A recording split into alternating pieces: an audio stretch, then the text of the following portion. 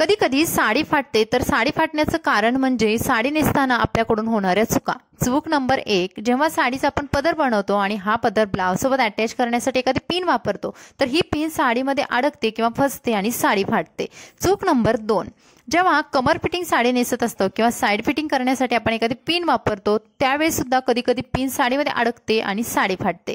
तर हे न होता आपण एकदम व्यवस्थित सिल्क साडी कशी नेसावी, चला पाहूयात. नमस्कार, पुन्हा एकदा स्वाती स्टाईलमध्ये मनापासून स्वागत. आज बघूया सिल्क साडीसाठी काही सोप्या टिप्स. तर इथे बघा, मी सिल्क साडी घेतलेली आहे, पेटीकोट घातलेला आहे आणि खाली सॅन्डल सुद्धा घातलेले आहेत.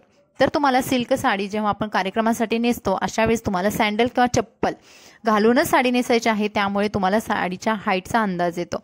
आता सिल्क साड्या असतात किंवा घसरट साड्या असतात, तर त्या अशा कधी कधी निऱ्यांमधून त्यांचा आतमधला भाग बाहेर येतो.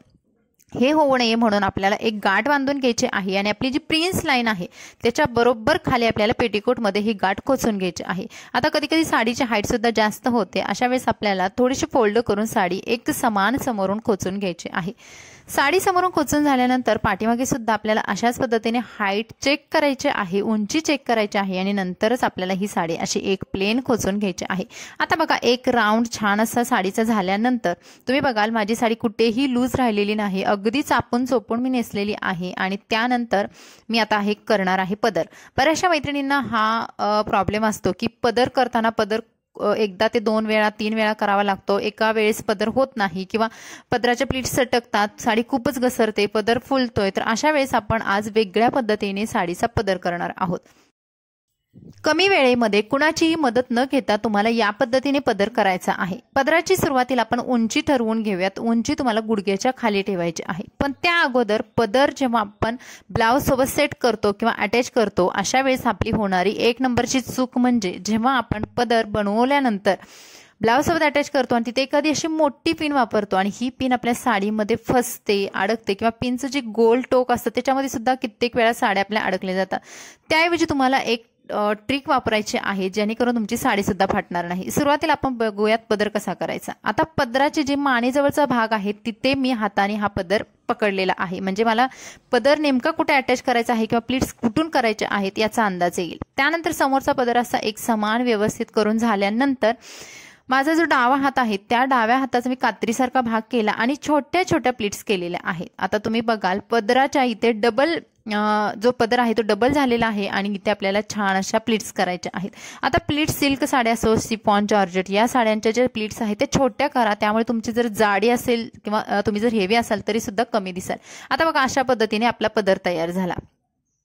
त्यानंतर आतमधली जी प्लीट आहे तर त्या प्लेटपासून ज्या सर्व छोट्या छोट्या प्लीट्स आहेत त्या गोळा करायच्या आहेत. आता जिथे आपण पदर फोल्ड केलेला आहे म्हणजे छोट्या छोट्या प्लीट्स बनवलेल्या आहेत तिथे एका हाताने सर्व प्लीट्स पकडायच्या आणि दुसऱ्या हाताने त्याच्या जस्ट खाली आपल्याला ह्या सर्व प्लीट्स एकावरती ठेवून द्यायच्या. आणि तुम्ही बघाल मी आता पाठीमागचा हात काढला आणि पदर बघा किती व्यवस्थित झालेला आहे. या टेक्निकनं तुम्ही कुणाचीही मदत न घेता तुमचा स्वतःचा पदर अगदी व्यवस्थित आणि कमी वेळामध्ये बनवू शकता.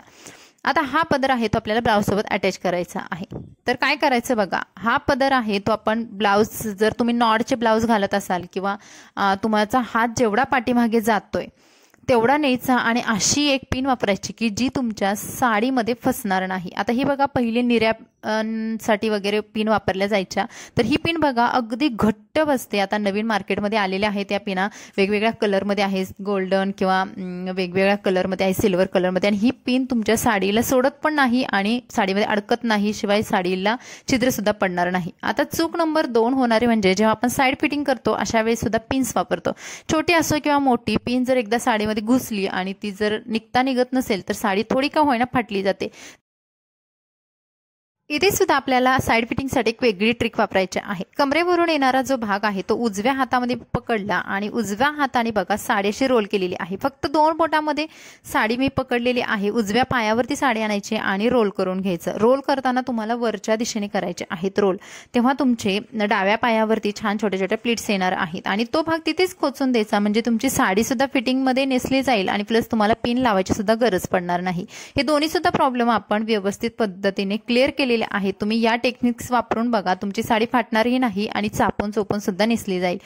त्यानंतर आपल्याला करायच्या आहेत निर्या. आता निर्या करताना सिल्क साड्या असतील ज्यांच्या खूप कमी निऱ्या पडत असतील तर तुम्ही थोड्याशा मध्यम साईजच्या निऱ्या करा, जास्त मोठ्या मोठ्या न करता.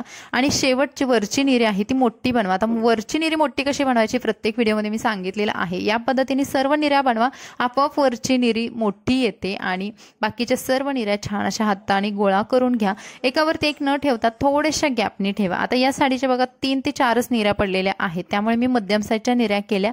आणि साडीच्या या निऱ्या आपल्याला बरोबर सेंटरला आपल्याला खोचून घ्यायच्या आहेत. फार तर तुम्ही उजवीकडे थोड्या गेलात तरी चालेल, पण डावीकडे जायचं नाही. तुम्ही सेंटरला या सर्व निऱ्या खोचून घ्यायच्या. आणि इथे बघा आपण कुठेही म्हणजे एकही पिन न वापरता म्हटलं तरी चालेल की साडी नेसलेलो आहोत, फक्त आपण निरी पिन ही पदरासाठी वापरलेली आहे. आता बघा अशा पद्धतीने जर तुम्ही साडी नेसला तर साडी फाटणारही नाही आणि व्यवस्थित साईड फिटिंग सुद्धा नेसली जाईल. त्याचबरोबर तुम्ही साडीमध्ये सुंदर प्रेझेंटेबल सुद्धा दिसाल. आता पायावरचा किंवा डाव्या पायावरती सुद्धा प्लेटिंग बघाल तुम्ही. पाठीमागे सुद्धा सिल्क साडी असून सुद्धा कुठेही साडी फुगलेली नाही. पदर सुद्धा आपण या पद्धतीने केल्यामुळे अगदी छान मस्त असा पाठीमागे गेलेला आहे. आणि समोरचा ब्लाउजवरच्या प्लीट्स सुद्धा तुम्ही बघाल अगदी व्यवस्थित बसलेला आहे. तर मैत्रिणींनो, हा होता आजचा व्हिडिओ. कसा वाटला कमेंट्समध्ये नक्की सांगा. व्हिडिओ आवडला तर लाईक करा, चॅनल सबस्क्राईब करा. Bye bye.